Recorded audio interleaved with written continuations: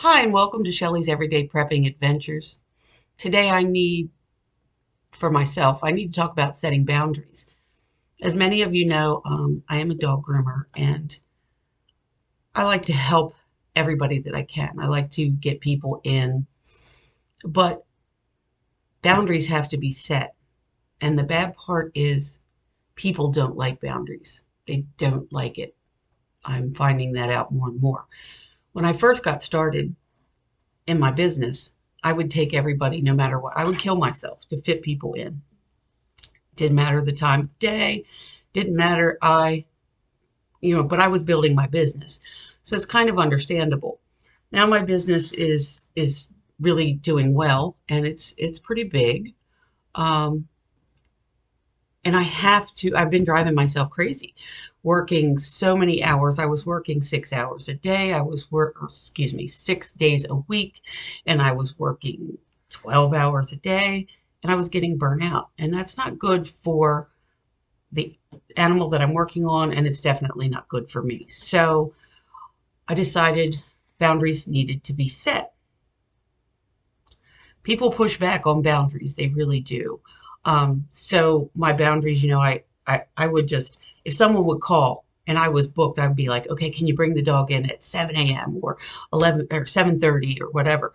Now I have decided that I'm not starting before 9:30 and I am doing so many dogs per day and I'm quitting at this time. I needed to do that. I was overworked, overwhelmed, and mentally stressed. And it's the same way with prepping. Sometimes you have to take a step back, but it's the same way with anything in life. Everybody, you have to have your boundaries set. People should know your boundaries and they should respect them. It's difficult. I'm not going to lie to you. It's very difficult. I have people pushing back all the time.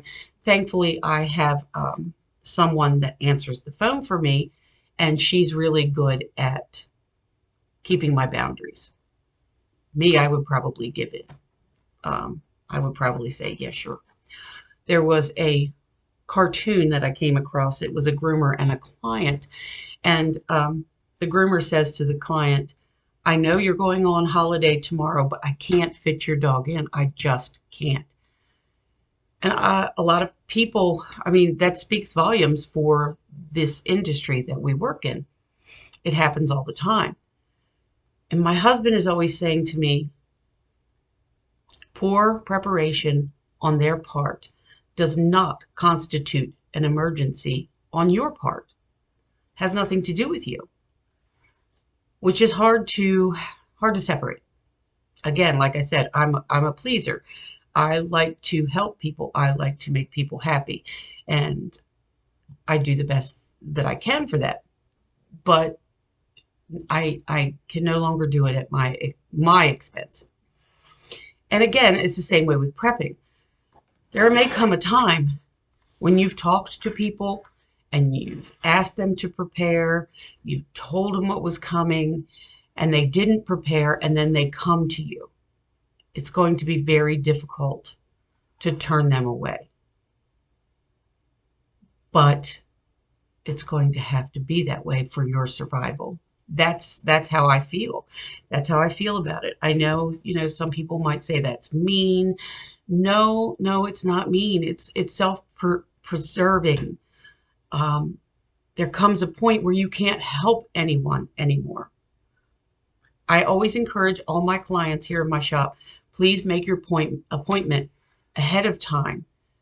I need time to be able to get you in and schedule you properly so that your dog gets the care that it needs and that I am not overwhelmed. But this carries over in so many things in our lives. Like I said, when someone knocks on your door and says, can you spare, if you've prepped for that. Now, some people have prepped for that. I've put aside stuff that I'm going to be able to barter with or give away if I need to. But there comes a point where you're done. You have nothing left and you can only take care of yourself. And the hardest realization that I have come to over the years is the people that I've helped they don't really appreciate it. They say they do, but they don't. It becomes expected. They don't even realize that they've become entitled. Well, it's me. Why can't you do it for me? And I had this one client, and I've known him since I was a teenager. I've known him for years, and I'm in my 50s. So a couple of years ago, he started bringing his dog to me, and I groomed it, and it passed away, and then he got a puppy. Well, he insisted on special times. He insisted on being in the room when I groomed. Now, for those of you who are not aware, dogs are a lot like children. They misbehave when their owner is there, or when, like a child misbehaves when their parents there. They think that they can get away with stuff. So it's harder to groom a dog, especially a puppy, when the owner is in the room. But because of old times, I allowed him to be there, and I allowed him, to pick his time when he wanted to come. So about a year ago, I had somebody helping me out, and I told her, I said, look, people have to come by appointment only, and they need to call the shop number. They have to call the shop number, because if they text me or they send me a message on Facebook, it becomes too difficult to keep up with the appointments, and I end up being double booked.